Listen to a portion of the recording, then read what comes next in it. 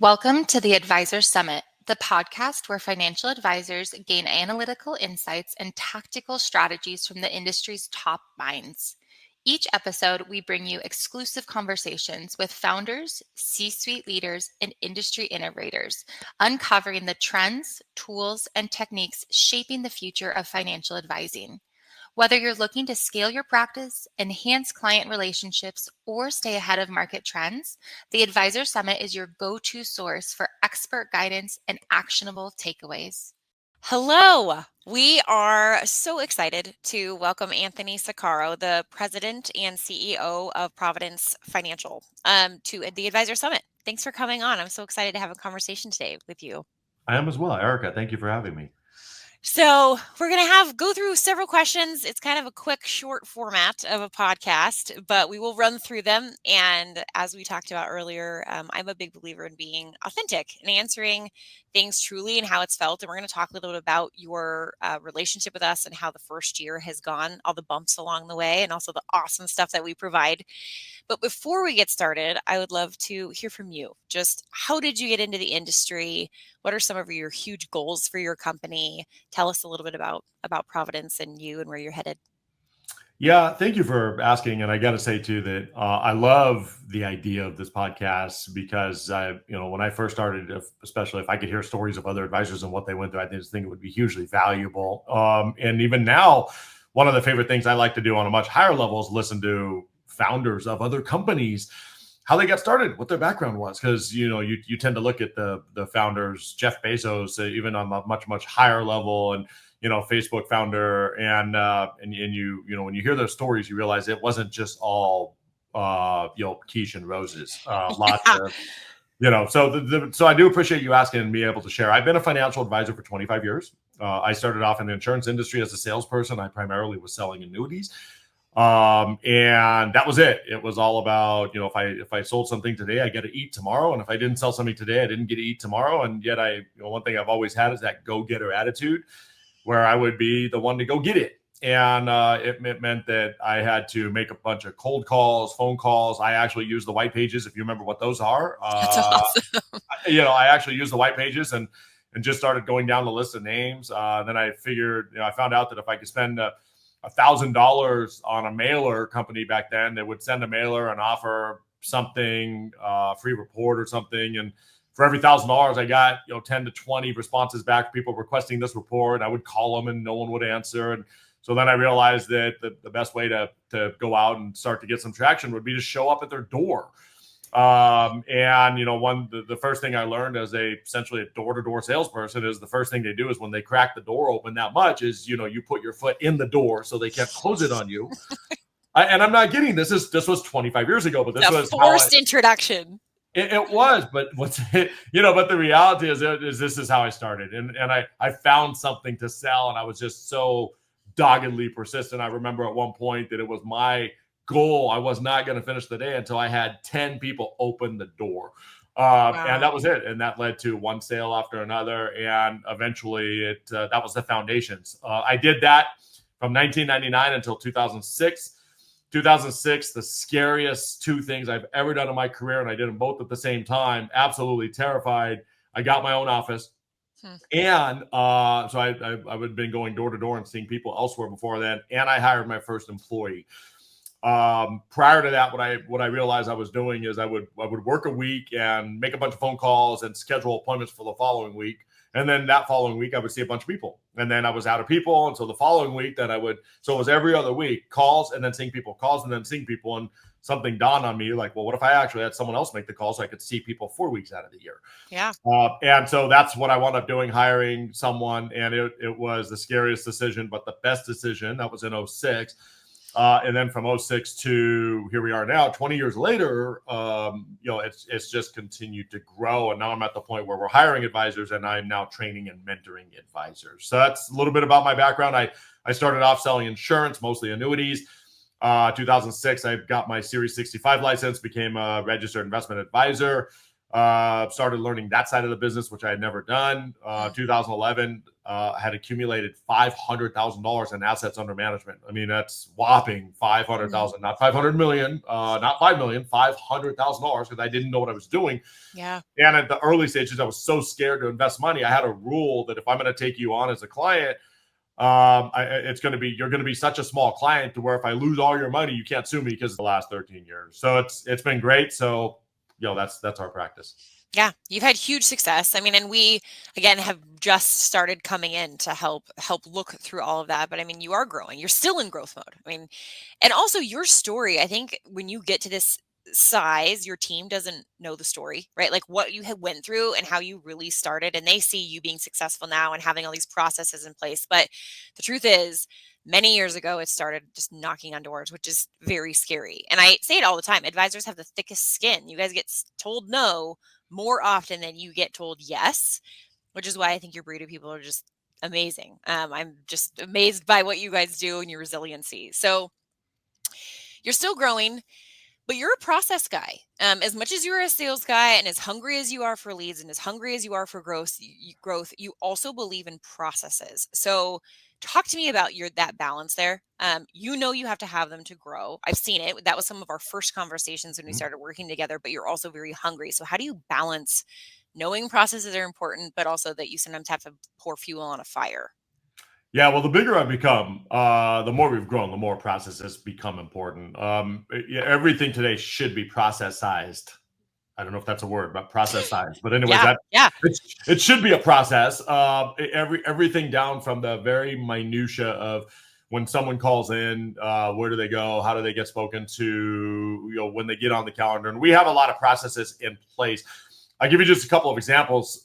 When someone comes in, part of our process for the first time when they come in our office is do not put them in the conference room right away. Let them sit in our lobby for 5 or 10 minutes. And the reason is because when you go into an environment, whether it's a doctor or dentist, and you're not new and it's the first time you're seeing it, you want to get somewhat accustomed. And in our office, we have what I call the I love me wall, which with a lot of the media interviews that I've been quoted in and printed in, so people can kind of look at that and read that and kind of get a feel for what's going on. And then we have the I love me sizzle reel, which is all the media interviews I've done on TV and my radio show and everything else, and that's all playing on the TV. So they have to be able to sit there to absorb some of that stuff, because a lot of times when they come in, I mean, we know us really well, but they might not know who we are, as well. So we want them, after sitting in the lobby for 5 or 10 minutes, intentionally sitting in the lobby, we want them to look around and go, how come I didn't know who they were?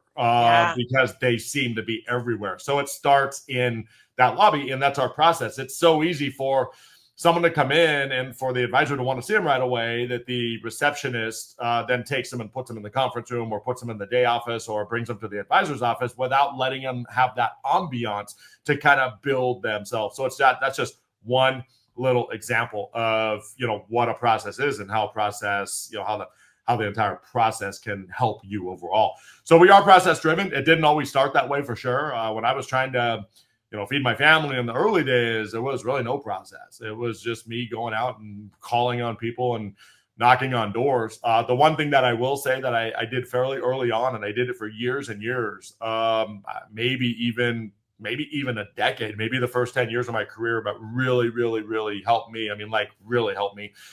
And that is that, a lot of times salespeople will tend to do what it is they're comfortable doing, and they tend to avoid what it is they're not comfortable doing. So what I realize is that it's a lot easier to say you're going to do something before you do it. And let me rephrase that. The farther out you say you're going to do something, the easier it is to make a commitment. I could make a commitment to you that I'm going to do this, in 2 months from now. But if I say I'm going to do this tomorrow, that's harder. Or if I say I'm going to do this today, that's harder. The farther out it is, it's easier to make the commitment.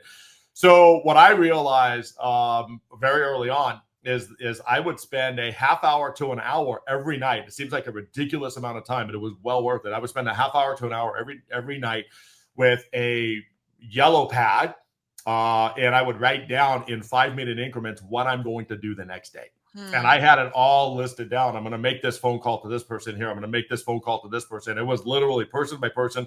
I'm going to go knock on 10 doors, give myself a 4-hour block to go do that. And I knew what I was going to do. And if when you do that and you're disciplined enough, and you have to be committed to yourself. If you can't commit to yourself, who can you commit to? No one's going to believe you if you can't keep commitments to yourself. So I made commitments to myself that this is what I was going to do, and I followed it. And oftentimes when I knew that there were things that needed to get done, what it did is it would help me structure my day. It was very frequent, like almost every time that I would get at the end of my time and I would go back and look at my to-do list. I go, that's got to be done tomorrow. It's not on there. That's got to be done tomorrow. It's not on there. What can I swap out? And I would literally go write the whole thing again. So by the time I was done, I had wadded up yellow pads, papers, thrown them in the trash can, and finally got to the point where I'm like, that's my perfect day tomorrow. And sometimes it would take me an hour, and it was frustrating and I hated it, but it's part of what launched us to where we are now. And now I train advisors to do that. And I train support staff. So when I have a support staff member that is having a difficult time, this is what we do. Go write it down. And prioritize. Yes, 100%. We call that the North Star. Like, my team, like I have 17 things to do. I can't do them all. I'm like, well, let's go north to south. Like what's important. So very well done. And it shows in your office. So let's talk about tracking. Because processes are important to you, we hopped on a call about a year ago-ish, and you just said, hey, like I run really well processes, but I need to use the data. I need to use it to make decisions. And then we kind of went down our partnership. And talk to me a little bit about that, like inviting somebody into that space to analyze numbers. Do we trust the numbers? Do we not trust the numbers? How has it been for your team to like start seeing these things on paper? We're going to talk about like the team's response to how that worked, but just talk about the initial idea of bringing in a company to start tracking your data and telling you about it. How did you feel? Were there reservations, or where was your head with all of that? Yeah. So the way that I was introduced to TTA is through a friend. I wound up being in Nashville. He lives in Nashville. He's a super successful advisor that you would know. He's been a TTA client for years.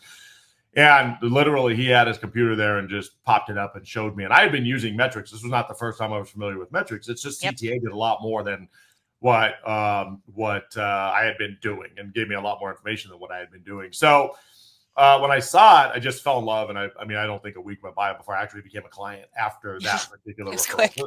Yeah, it was very, very quick. My team, when I introduced it to them, they know that I'm a process-driven guy. They know that I'm a metrics-driven guy. They didn't have any problem with it, but we had to develop processes. There's that key word. We had to develop processes to make sure that the information gets in correctly. And that's been, I want to say it's been a challenge. It hasn't been an overwhelming challenge. It hasn't been something that's not overcomeable, but we have had times to figure out who's going to do what.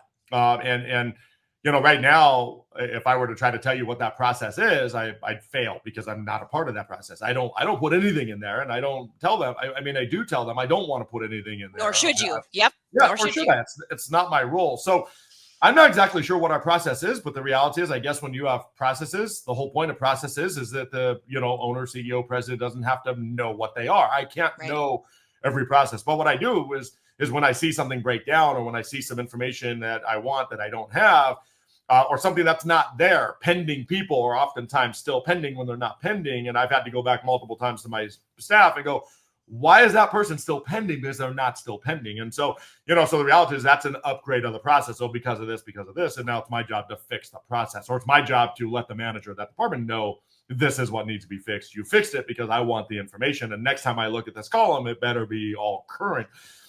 So the staff likes it to a degree. They know that I like it. That means that they like it. They know that they get bonuses based on our production. They know it makes us more efficient. They know that we can't track numbers without it. We can't track marketing methods without it. So everyone likes it, but I'll be honest, putting the work in and developing the process to get to this point is tedious.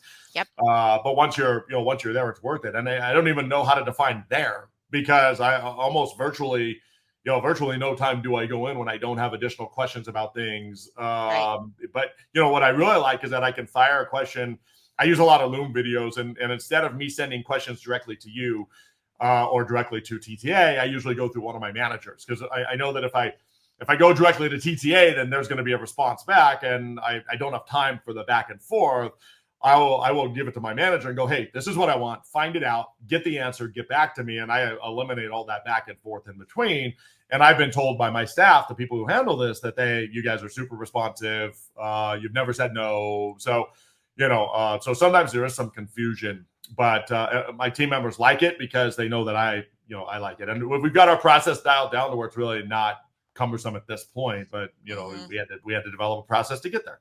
You do. And to your point that it may not ever get there, it's true. And I tell people that all the time. They're like, well, when is it going to be done? And I say it's going to change every year. Like what mattered and for us to look at in 2024 might be a completely moot point in 2025. So now we got to go look at this other stuff.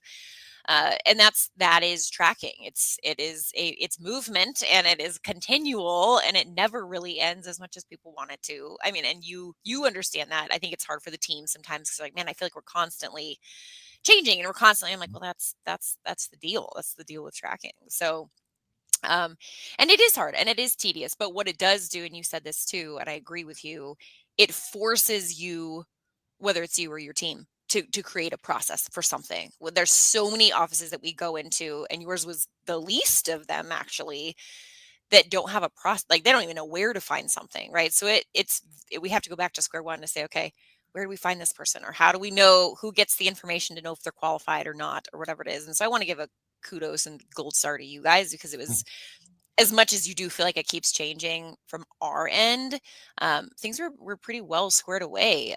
There are a few conversations that have to happen, but it wasn't a train wreck. So well done on a lot of it. So the becoming better. So we're going to talk about this, right? I want honest feedback, and I think it's good for the world to know, whoever listens to this, on what TTA or tracking in general, what you're receiving, what your team is doing. How can we be better? How are you using this platform? What do you love about it? What are things that you're like, hey, this would be a wish list that you don't have? These are questions that we get all the time from people.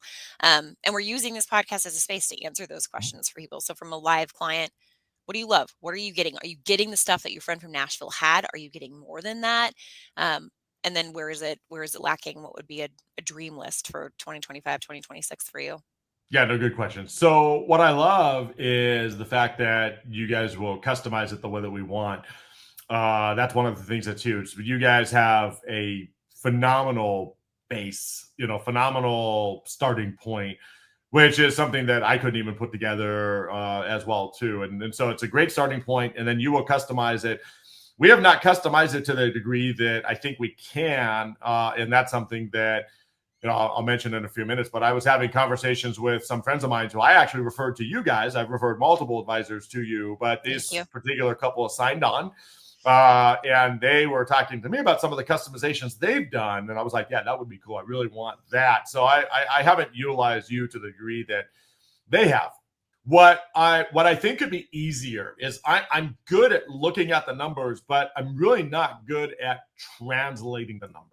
Totally. And you helped me with that in a call that we did, and helped me put the numbers. And it's like, it's almost like looking at an X-ray. If you've ever had an X-ray of a body part because it was sore and the doctor took an X-ray and then he puts it on the board and you're looking at it, you don't, unless you're a doctor, you don't understand what it says. The doctor comes in and goes, yeah, look at this. There's this little hairline fracture. There's this little hairline crack. And now all of a sudden, when the doctor explains it, now it makes a lot of sense. And you're like, oh yeah, how come I didn't see that? Same thing with an ultrasound, right? I remember when we had our ultrasound with our second child, it was a ultrasound, and the doctor was like, yeah, there, and it's going to be a boy, and blah, blah, and pointing out all the stuff. And there's pointing out the, little points and things that make it a boy. And I'm trying to find the baby. Totally. Okay?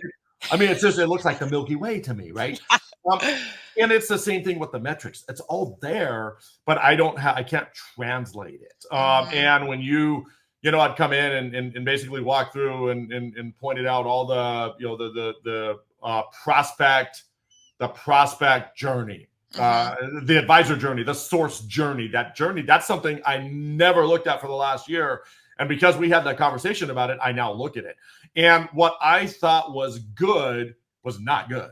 And interesting, your timing was very interesting and very good in my world because I had about 2 months before you and I kind of went through that translation call, if you want it. The reality is I had someone tell me your closing ratios are not good. Someone else, then the second person told me your closing ratios are not good. I then had a third and a fourth person tell me your closing ratios are not good. Not me, but my advisors.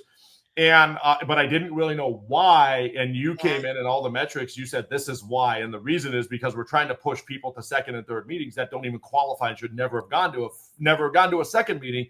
And we're pushing people to become clients. We're not drawing them in to become clients. And it was the metrics that really tied all that together as to why our closing ratios weren't good. And it was amazing how how the prospect journey story really tied it all together in our situation. So it was a phenomenal kind of an aha moment that shouldn't have been, but it was. But to answer your question, I wish it was easier for me to come to that conclusion on my own. Yes. And I not wish it was a quarter later. That's right. That's right. Not having to have a phone call to do that. Not a year after we did it, as well too. Another thing that's on my wish list. And you guys are going to get something from me soon asking for this. I don't know if it's possible, but I have several processes, sales trainers, mentors. I'm a big believer in that. And one of the sales trainers, we've given access to TT. I love the fact, too, that you'll let me give access to other people who can help me translate this stuff. And, the doctors who can look at that and go, well, this is pretty simple. Look at this. And that's what they do. But one of the trainers basically said, look, what you need to do in your system is you need the process so refined that you know how many calls an appointment setter has to make. We've got 2 appointment setters on our team. That's all they do. You need to have your process so refined so that you know how many calls an appointment setter has to make per marketing method, per advisor, per time period to get to a close. And we have all the data. We've got our appointment setter data and TTA. We know they're making calls. We know who they're calling. We know what I can go pull all that up. And we know what our closes are. So something that I'm going to come back and ask you guys is, how do we do this? How do we get it so defined? And what information do we need that we don't have to where we can go back and say, this is how many appointments, this is how many people an appointment setter needs to call to come out with one close on the other end? Because once you can go through that process, then it's just a matter of how do we get them more phone calls? And that's just a matter of marketing. So when we hire advisors, we can put more dollars at it and we can get more people for them to call. And eventually we'll have to hire another appointment setter. We just hired our second appointment setter 3 months ago, and we'll have to hire a third and a fourth and a fifth. But that's something that I'm going to be looking for you guys too. And I don't even know if that's possible. It is. Okay. I can tell you that. I mean, I think we have something really similar for another office, but that's why I love the math, right? Like that is why this stuff is so cool, because once you have, like you said, I know we have it, right? Like I know we have, and everyone knows like, hey, I know we have it somewhere in the Milky Way, to use your word. We just need to do a few more things or make another constellation, right? Like we need to connect these dots over here. So yes, email my team. They can totally help you do that. But that also speaks to, again, because you're a process-driven person, you're thinking that way of like, hey, I want to do X amount of business, but I know if our close rate's this and our average case size is this, because that's something that we give you. Therefore, you need to make X amount of calls. And what a cool thing for your team, like expectations, them to know exactly what's expected of them in order for everyone to hit their goal, and they can feel empowered in doing that and have control over that. Does he have any need to make? Yeah, 100%. What frustrated me was the fact that I didn't even think about it. I needed a coach to tell me this is what you need to do. I was talking with one of my coaches, one of my sales coaches, and basically saying, these are my metrics. And I had two Word document pages. I had marketing. I had my advisors. I had the ratios. I had the phone calls I need to make to get. I had to close. I had everything beautiful. And I go, but what frustrates me, what the problem is it took me hours. I mean, literally, I think the hours probably has turned into days and maybe weeks. I mean, literally, I've spent months going through coming up with the exact metrics. And he said to me, he goes, why do you have to do all that work? Why can't TTA do all that work? Why can you just not? Why do you have to do all the work and take all the pieces and put it and take? And I was like, why didn't I think of that like a month ago? I don't know why. Yeah.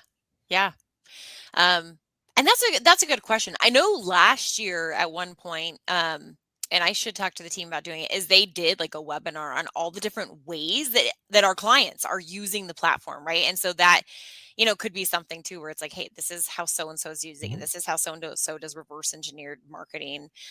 Because you don't know what you don't know. That's why, is because you don't really think about it until you've sat there and done all this time. And that's how Track Advisor was born in the first place, is people are taking hours and hours and hours and days of doing something. But definitely worth asking. So email our team on that one. So let's talk about the annual review. I mean, you kind of already mentioned that, but the analysis, the data story, which is kind of our language for that.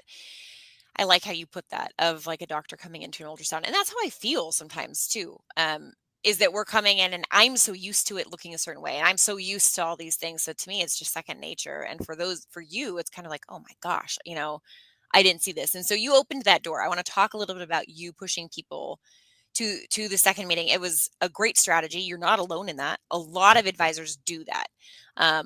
Talk to me about how that has gone and how you've changed process a little bit, because what we did discover, you guys did a phenomenal job. I mean, you guys were pushing nearly 100%, which to you was like, this is awesome. We're doing it.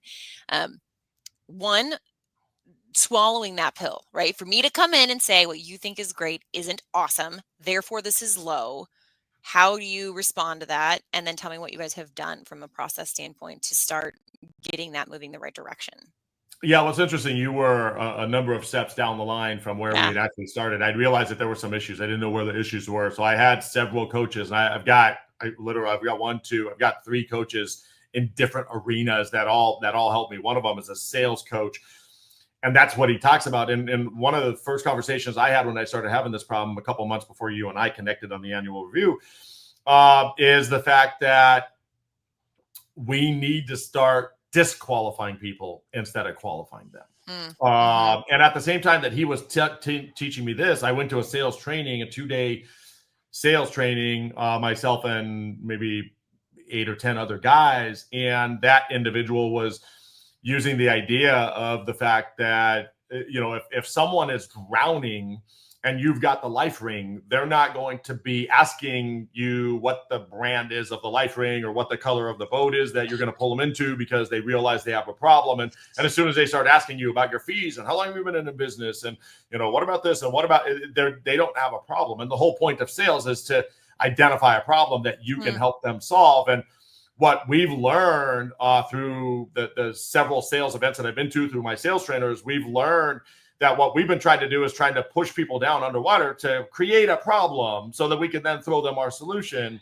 And that's not necessarily the right way. We need to find the people with the problem. And the reality is when I had heard that multiple times from multiple sources over the 2-month period leading up to our review, and I don't mind talking about our review, our review, you had basically said that our first meeting scheduled percentage rate is phenomenal.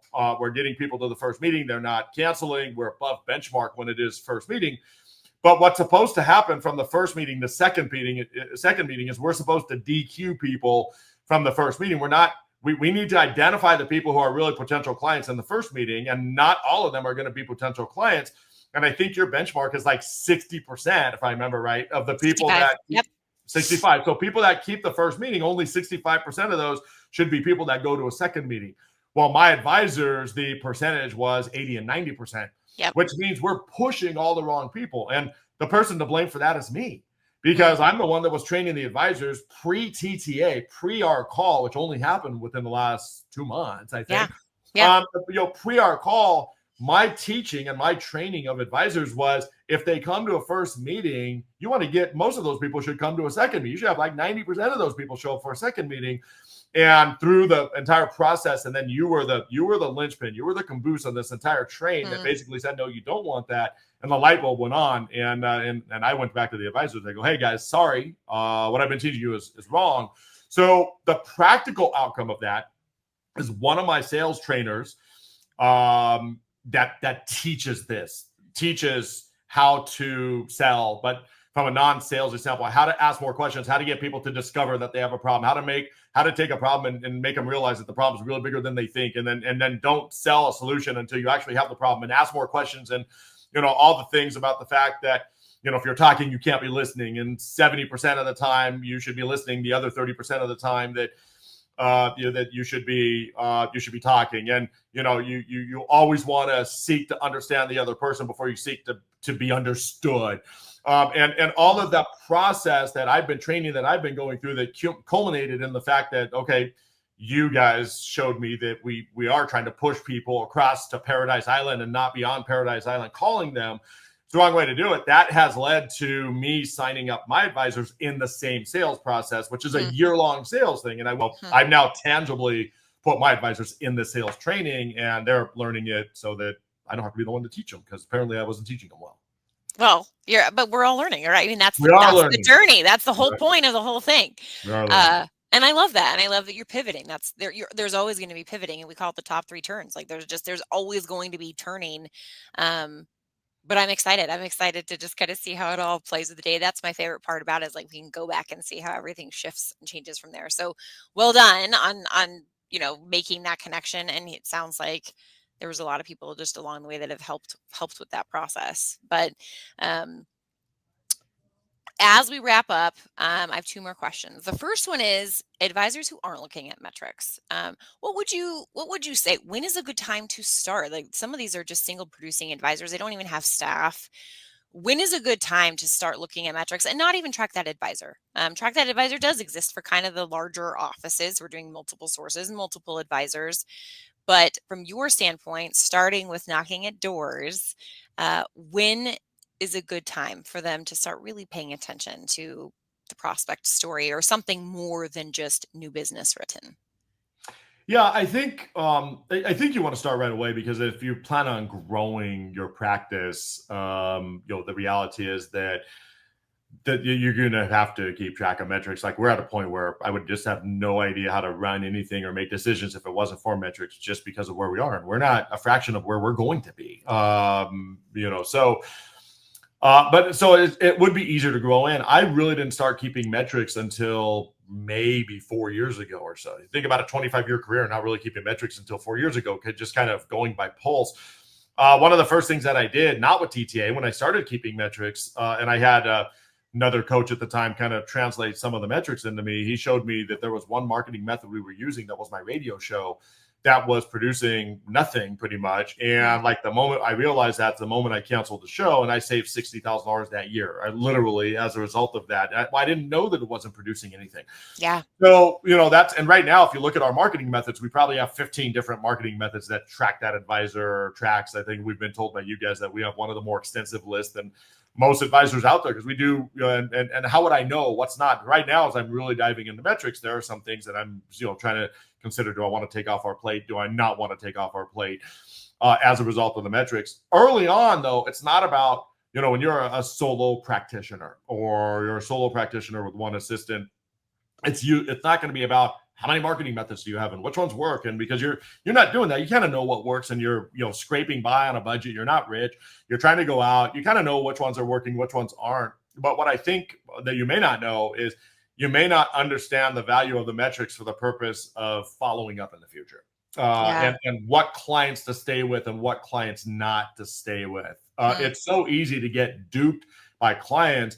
You get off the phone with the client who said, "Yeah, I love everything you say. It's so phenomenal. I think it makes sense. Let me just think about it. Let me talk to my wife, and then I'll get back to you." AKA, I'm not interested, and I'm never going to call you. You're going to be chasing me for 7 months. That's exactly right. Yeah. And you have to realize that. And when you look at the metrics, when you start keeping metrics now, a year's going to go by so fast. I mean, you have to have at least a quarters of metrics. I'm going to say you have to have at least a year's of metrics. So when we started it in 2023, we got used to it in the last quarter of 2023. It was kind of our practice to develop our processes. 2024 was our serious. I glanced at it in 2024, Erica. I didn't start using it really until 2025. I wanted that whole year in the book. So you're going to have to go put the data in, and then you're going to have to go back and review the data. But the reality is, I announced to my staff at the beginning of 2025 that we are now going to become metrics driven. I've got a year's worth of data. We're going to look at this. We're going to make decisions based on that. And it's about marketing methods and what we do and so on. When you're new, though, and you start keeping track of this, and you start keeping track of how many appointments you have and how many people you've traced or chased rather to what end result, I think you're going to be amazed. You feel good when you get off the phone, but at the end of the day, the people who stroke you the most are the people that are going to blow smoke up your bum. So that's something I often refer to as stroke and smoke. So the next time, the next time someone starts telling you how good you are and how much they like you, just remember stroke and smoke and realize that they're blowing smoke. And you want to get to yes quicker, or you want to disqualify them quicker. I mean, if they're really not interested, when do you want to find out? Yep. Yeah. Not at the end. Not at the end. And the metrics, I think, in the new advisors world, or in the single advisors world, or just smaller advisors, the metrics are not going to be so much about what's working, what's not from a marketing method. Your dollars are going to tell you that, but it's going to be from who are you chasing that you shouldn't be chasing.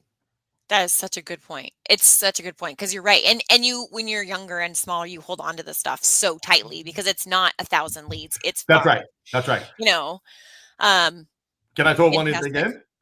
Yes. One of the biggest mistakes that I've seen advisors make is the fact that they are single or solo, right?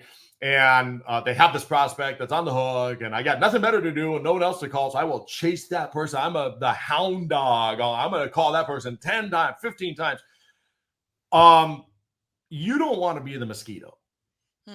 Okay, the pest that is like they're trying to swat away. Look, if someone's drowning and you have the solution, how much do you have to try to sell a life ring to a person who's truly drowning? Right. A person that's truly drowning is going to get you the statements when you ask. It's going to get you the questionnaire. They're not going to no-show you if they're drowning. If you find it yourselves having you're chasing people and they're no-showing you, and that's a frustration of yours, you're going after the wrong prospect. And the metrics will actually get you to that conclusion faster. And it's a waste of time to chase people who aren't interested. Your time would be better spent and go find someone that is. But so much of the time, and in my early days too, so much of the time I was like, well, I'm going to go call that person because they expressed an interest and they had a pulse 2 weeks ago or 3 weeks ago, and I got nothing better to do, and I'm going to call that person. And they're going to see that I care. And the truth is, they smell through that. Like they see it, Yeah. Dark smell blood. Yeah, they do. So last question, and this one's a little bit off the wall. I didn't prep you with this question, but it's our last question that we have in every interview. Where are you trekking this year? And it can be business-wise. Where's your company going, or even just you personally? Where are you trekking this year? Just curious. Any fun things?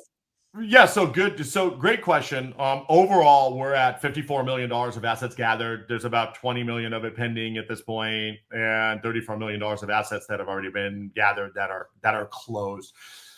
And by the way, you have to have a process and a metric for what's closed and what's not. When is it issued? You issued could be a lot of things, right? It could be considered closed when the client tells you I'm interested. That's not closed for us. Closed for us is the money's transferred and we've now invested it. So when I say that we have $34 million issued, we mean it's in our possession and we've transferred it. And we have another a little over $20 million pending. So from a firm standpoint, after 4 months, you figure 3 more time periods like that, $53 million, we're going to be sitting at about $150 million. It's a little short of where we want to be. Our goal this year is $180 million. But also, the hardest problem I'm having is finding advisors. I'm looking for people that want to come and work for a firm that will have pretty much unlimited prospects and people to call, an appointment set for them, and all they can do is sell. If they sell, that's our process. So we're just having a hard time finding those people. But the reality is as a firm, we're a little behind where we want to be. My advisors, though, are growing. I've only got 3 advisors. I've got 4 advisors. I was trying to take myself out of production because I would be better spent training the advisors. So out of the $53 million that we've done, I've only done 8 of it. And that's a lot of that's carried over from last year. So I've got one advisor that's done 20. I've got another advisor that's done 15. I've got another advisor that's done 10. And those should add up to around 50 million. Yeah. Okay. Got it. So, but anyway, so that's about right. So they're doing phenomenal. As well too. One of the issues that we've run into is we deal with a lot of annuities because we specialize in retirement. Our Providence Financial focuses on income for people that are retirees. There's no better way on the face of this planet to get guaranteed lifetime income than with some annuity. So we're not annuity salespeople. There's a lot of people that's all they do is sell annuities. Yep. The reality is that is that we're not in that camp. We're a registered investment advisory firm. We have access to annuities. If someone doesn't want annuities, great. We don't use them. If someone wants guaranteed income, we use them. Probably 75% of our clients have an annuity somewhere in their portfolio, and the rest of them don't. That brings us to the challenge that we've had is for, if you know anything about the annuity industry, for the last couple of years, there's been a huge upgrade opportunity. And that's because interest rates have gone up, and it's allowed for our annuities being issued today to be much better than annuities that were issued 3 years ago. So we've gone through and upgraded most of our clients on the annuities, and that's led to huge revenue. Well, we've now done all our clients, so now we've hit a brick wall. We're like, okay, all the revenue that, a couple $1 million of extra revenue has now gone away. Yeah. Last year was really fun for a lot of people. Last year and the year before were really fun, and this year it's a little more of a struggle. And but what it's done is, quite frankly, as an owner, and I told my agents this, I said, look, it put me a little bit on easy street. Now that it's come to hit brick wall, I'm like, okay, we got to get back to business. And getting back to business, by the way, means looking at the metrics and really figuring out. One of the questions I've had to answer recently, I've dug deep, is, do we even keep doing seminars? And I've answered that question, but your metrics and TTA has helped me answer that question with a definitive answer that literally just over the last weekend I came up with after several months of really trying to answer that question. Yeah, that's huge. Anywhere personal, on the personal front, where are you trekking? Are you going to any fun trips? Anything crazy on the personal front that you want to share that you're doing this year? It's funny. I do a lot of travel. I do a lot of fun stuff. We're going to Greece in fun. September. Yeah, so we're going to Greece in September. Once a year, we do a big international trip. Last year, we went to Spain, and we'll usually do 2 parts. We'll go into some place and then fly to another place and spend 10 days or so. The year before, I went to Austria and Switzerland, kind of did that. So this year, we're going to Greece. I forget that Santorini, that island. We're going to Santorini. We'll spend 4 or 5 days there, and then we're going to go into pretty. Yeah, then we're going to go into Athens and spend time there. But it's nice to know. If I tie it back to business for a second, one thing that I learned years ago, that is, if you're self-employed, essentially you just bought yourself a job.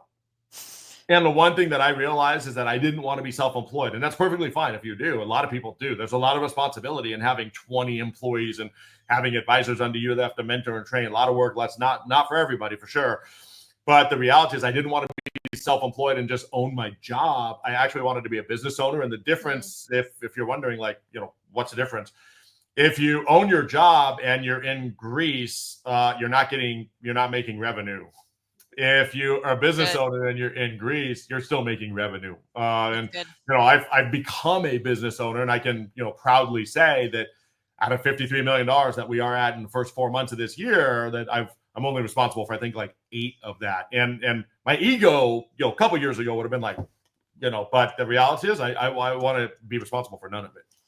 I love that. What a cool goal. What a way to build it. And again, from going from knocking on doors into where you're at now, where you can go to Santorini and know that all is well. Everyone's been trained. Everyone has the process, that you can go enjoy it. So I talk to my mom every day on the way to the office. It's just, she's lonely, and she's always talking about, you were gone last week and you were gone. But for the last 6 weeks, I've been gone 4 weeks, just different places. And she's like, so you can talk to your staff every day? I go, I mean, literally, today is my first day back in the office in 10 days. I've been gone for 10 days. And I think in the last 10 days, I think I had one issue that I had to directly be involved with. Other than that, it's running itself. And I don't know. I think we've had a really, really good month with our advisors. I think one of our advisors in the last 10 days has gathered about $5 million just on our own, and I haven't had anything to do with it. So yeah, that's huge.